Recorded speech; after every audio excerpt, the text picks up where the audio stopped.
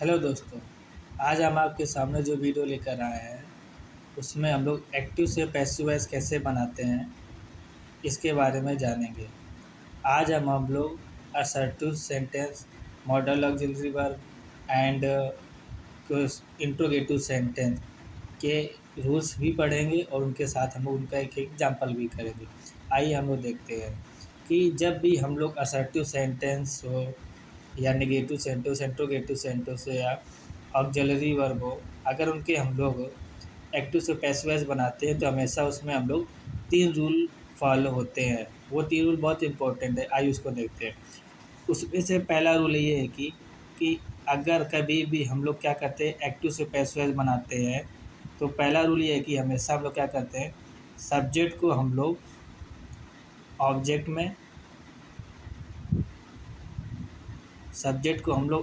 में और ऑब्जेक्ट को हम लोग सब्जेक्ट में चेंज करते हैं। ये हमारा एक्टिव से पैसिव वॉइस बनाने का पहला रूल है कि कभी भी अगर हम लोग एक्टिव से पैसिव वॉइस बनाएंगे तो सब्जेक्ट को ऑब्जेक्ट में और ऑब्जेक्ट को सब्जेक्ट में चेंज करते हैं, मतलब ये दोनों आपस में इंटरचेंज हो गए। दूसरा इंपॉर्टेंट रूल क्या है कि पैसिव वॉइस बनाते समय हमेशा वर्ब की थर्ड फॉर्म का यूज़ करते हैं। किसका? वर्ब की थर्ड फॉर्म का यूज़ करते हैं।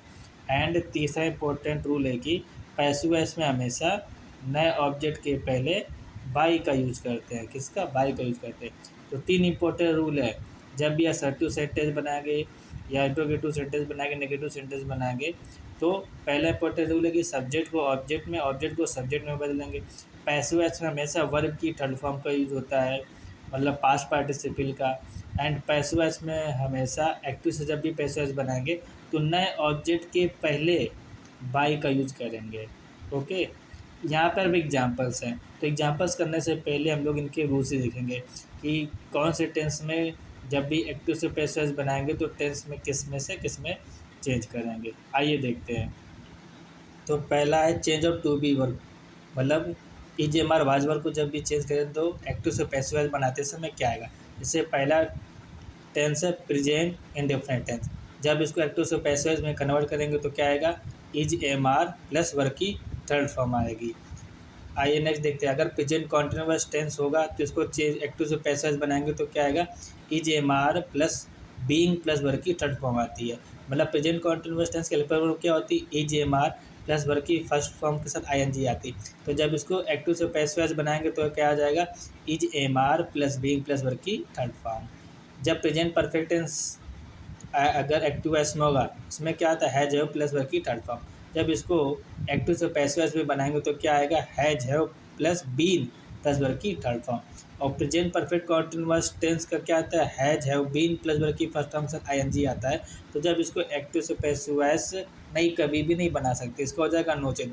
क्यों हो जाएगा, क्योंकि ऑलरेडी हमने प्रेजेंट परफेक्ट को जब बनाया था तो प्रेजेंट परफेक्ट कॉन्टिन्यूअस टेंस में ही कन्वर्ट, हेल्पिंग वर्ब में कन्वर्ट हुआ था। इसके लिए हम लोग प्रेजेंट परफेक्ट कॉन्टिन्यूअस टेंस का पैसिव वॉइस कभी भी नहीं बनाते हैं।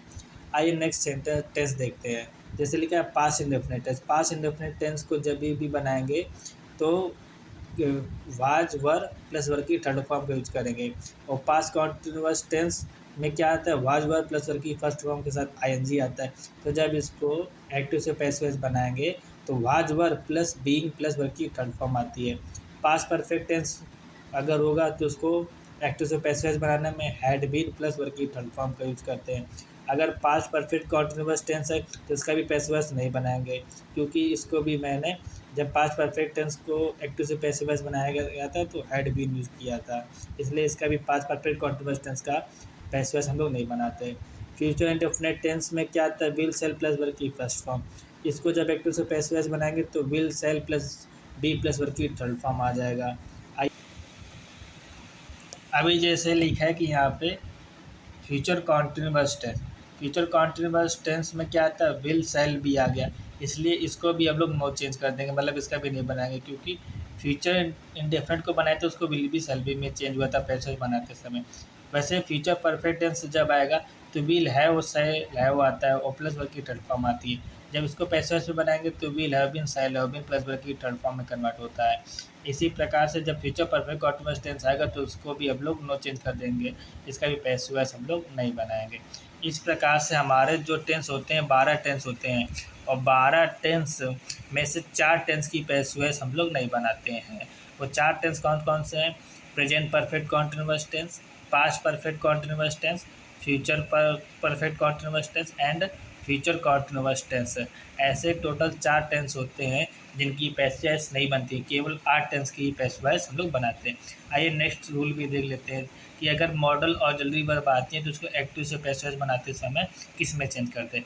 अगर कैन प्लस वर्ब की फर्स्ट फॉर्म आती है तो उसको कैन बी प्लस वर्ब की थर्ड फॉर्म यूज करेंगे।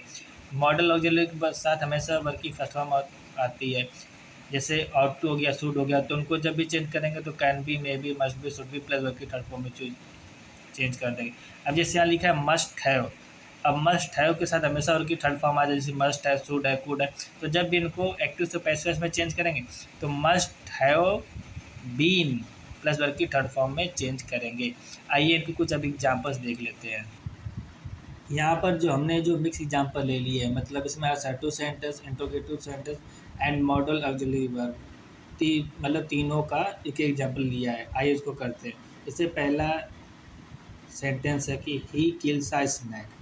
सबसे पहले पहचानेंगे कि किस टेंस में है, तो ये किस टेंस में है, ये प्रेजेंट इंडेफिनिट टेंस का है। तो पैसिव वॉइस को मैंने पहला रूल क्या बताया था कि सब्जेक्ट को ऑब्जेक्ट में और ऑब्जेक्ट को सब्जेक्ट में चेंज करते हैं। तो इसमें ऑब्जेक्ट क्या है, मेरा आ स्नैक है, तो आ स्नैक ऑब्जेक्ट इसको सब्जेक्ट में चेंज करेंगे तो क्या हो जाएगा, आ स्नैक। अभी प्रेजेंट डिफरेंट में, प्रेजेंट डिफरेंट टेंस में है। ओके, अभी मैंने आपको रूल बताया था कि जब भी एक्टिव से पैसिव बनाएंगे तो प्रेजेंट डेफिनेट टेंस को में helping verb, present definite tense को जब एक्टिव से पैसिव बनाएंगे तो हेल्पिंग वर्ब किस में आ जाएगी, इज एम आर आ जाएगी। तो अब आ स्नैक ऐसा सिमिलर है, तो इसके अकॉर्डिंग यहाँ पे हेल्पिंग वर्ब क्या आ जाएगी, इज आ जाएगी। तो क्या हो जाएगा, आ स्नैक इज। आया बच्चा, किल, किल की थर्ड फॉर्म क्या हो जाएगी, killed. A snake is killed. उसके बाद मैंने भी आपको बताया था कि नए ऑब्जेक्ट के पहले हमेशा किसका यूज करेंगे, बाई का यूज करेंगे। तो यहाँ क्या आ जाएगा, बाई। और ही का ऑब्जेक्ट क्या होता है, ही। मैंने बताया था सब्जेक्ट को ऑब्जेक्ट में, यहाँ पे ऑब्जेक्ट में सब्जेक्ट में कन्वर्ट कर दिया मैंने। अभी सब्जेक्ट को ऑब्जेक्ट में कन्वर्ट करेंगे तो और यहाँ पे क्या यूज हो जाएगा, हिम। मैंने आपको बताया था कि जब भी नया ऑब्जेक्ट लगाएंगे तो उसके पहले बाई का यूज करेंगे। यहाँ पे मैंने किसका यूज किया है, यहाँ पे आपका बाई का यूज किया है। और पैसिव से हमेशा वर्ब की थर्ड फॉर्म यूज करते हैं, इसलिए हमेशा यहाँ पे हमने किल का क्या कर दिया था, किल डायल कर दिया था। आइए नेक्स्ट सेंटेंस देखते हैं। जैसे यहाँ पे लिखा है he will help you.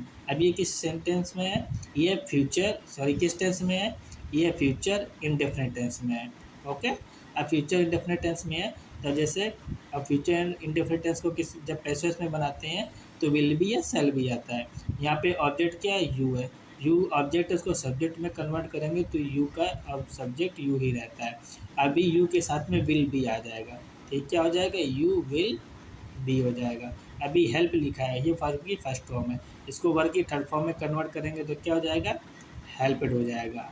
You will be helped, नए ऑब्जेक्ट के पहले बाई का यूज कर देंगे, और ही का ऑब्जेक्ट क्या होता है, हिम, और लास्ट में लगा देंगे फुल स्टॉप। ओके, नेक्स्ट देखते हैं। जैसे लिखा you can lift this box. अब ये जो है ये मॉडल ऑक्सिलरी वर्ब का एक एग्जाम्पल है, इसको देखते हैं। You can lift this box. अभी दिस बॉक्स लिखा है, ये मेरा ऑब्जेक्ट, इसको सब्जेक्ट में कन्वर्ट करेंगे तो क्या हो जाएगा, दिस बॉक्स। अभी मॉडल ऑक्सिलरी वर्ब का मैंने बताया था कैन आएगा तो किसको किस में कन्वर्ट कर देंगे, कैन बी में। तो क्या जाएगा, कैन बी। और लिफ्ट की थर्ड फॉर्म क्या होती है, लिफ्टेड। नए ऑब्जेक्ट के पहले बाय का यूज करते हैं, और यू का ऑब्जेक्ट क्या होता है, यू ही रहता है, तो इसको लिख देंगे। ओके, आई नहीं देखते, लिखते हैं is the Hunter killing a bird. अब ये इंट्रोगेटिव के फर्स्ट टाइप का आया है। तो अगर कभी भी अगर हम इंट्रोगेटिव सेंटेंस का अगर हम लोग पैसिव बनाते हैं, अब पहली बात अब ये जान लीजिए, तो जो पैसिव वॉइस होता है, मतलब जो इंट्रोगेटिव सेंटेंस का फर्स्ट टाइप होता है वो हमेशा हेल्पिंग वर्ब से स्टार्ट होता है। इसलिए जब एक्टिव से पैसिव बनाएंगे तो वो भी हम लोग हमेशा हेल्पिंग वर्ब से ही स्टार्ट करेंगे। तो अब जैसे ये इंट्रोगेटिव के फर्स्ट टाइप का हेल्पिंग वर्ड से स्टार्ट हुआ है, तो जब पैसेज बनाएंगे तो उसको भी हेल्पिंग वर्ड से ही स्टार्ट करेंगे। जैसे कि अब लिखा है is the Hunter killing a bird, किसमें, प्रेजेंट कॉन्टिन्यूअस टेंस में। इसमें ऑब्जेक्ट मेरा क्या है, आ बर्ड है, इसको सब्जेक्ट में कन्वर्ट करें तो आ बर्ड आएगा। लेकिन जब प्रेजेंट कॉन्टिन्यूअस टेंस को पैसेज में कन्वर्ट करते हो तो हेल्पिंग वर्ब क्या आती है, is am are plus being आता है। आप वर्ड के अकॉर्डिंग क्या जाएगा, अभी आप वर्ड के अकॉर्डिंग, चूंकि आप वर्ड सिंगुलर है तो यहाँ पे क्या आएगा, इज बीइंग आएगा। अब इसमें हो गए दो हेल्पिंग वर्ब, तो इसमें क्या करेंगे, पहली हेल्पिंग वर्ब को सब्जेक्ट के पहले लिखते हैं क्योंकि हमें इंट्रोगेटिव बनाना है। तो यहाँ से क्या हो जाएगा, इज आ बर्ड, और दूसरी हेल्पिंग वर्ब को सब्जेक्ट के बाद लिखते हैं तो क्या हो जाएगा, इज आ बर्ड बीइंग। अब यहाँ से किल मेरी क्या वर्ग की फर्स्ट में होगी, इसको थर्ड फॉर्म में कन्वर्ट करेंगे तो क्या हो जाएगा, killed is a bird being killed. नए ऑब्जेक्ट के पहले बाय का यूज करेंगे तो क्या कर देंगे, द हंटर, और लास्ट में क्या लगा देंगे, क्वेश्चन मार्क। अभी जैसे यहाँ पे लिखा why did you kill it, ये इसमें ये पास्ट इंडेफिनिट टेंस में। अभी देखिए यहाँ पे लिखा है क्वेश्चन वर्ड आ चुका है, तो कभी भी अगर क्वेश्चन वर्ड टाइप का अगर आपके पास एक्टिव से पैसिव बनाने में आता है तो एक बात हमेशा याद रखिए, तो जैसा क्वेश्चन वर्ड लिखा है उसको एज इट इज़ नोट कर दें। अगर जैसे यहाँ पे वाई लिखा है तो उसको जैसा लिखा है वैसा ही नोट कर देंगे, ओके, मतलब एज इट इज़ लिख देंगे। अब जैसे लिखा है पास्ट इंडेफिनिट में, पास्ट इंडेफिनिट में टेंस चेंज करते पैसिव बनाते हैं, उसमें वाज व्यवहार आता है। इसमें ऑब्जेक्ट क्या इट है, तो इट के अकॉर्डिंग यहाँ पे क्या आ जाएगा, वाज आ जाएगा। तो लिखा है वाई वाज इट, और यहाँ पे किल की क्या हो जाएगी, थर्ड फॉर्म किल्ड, एंड नए ऑब्जेक्ट के पहले बाई, और यू का ऑब्जेक्ट क्या रहता है, यू, और लास्ट में क्या लगा देंगे, क्वेश्चन मार्क, ओके। तो ये हमने 5 एग्जाम्पल्स उठाए थे जो मैंने आपको बताया है। आई होप आपको वीडियो अगर अच्छी लगी हो तो लाइक एंड शेयर कीजिए।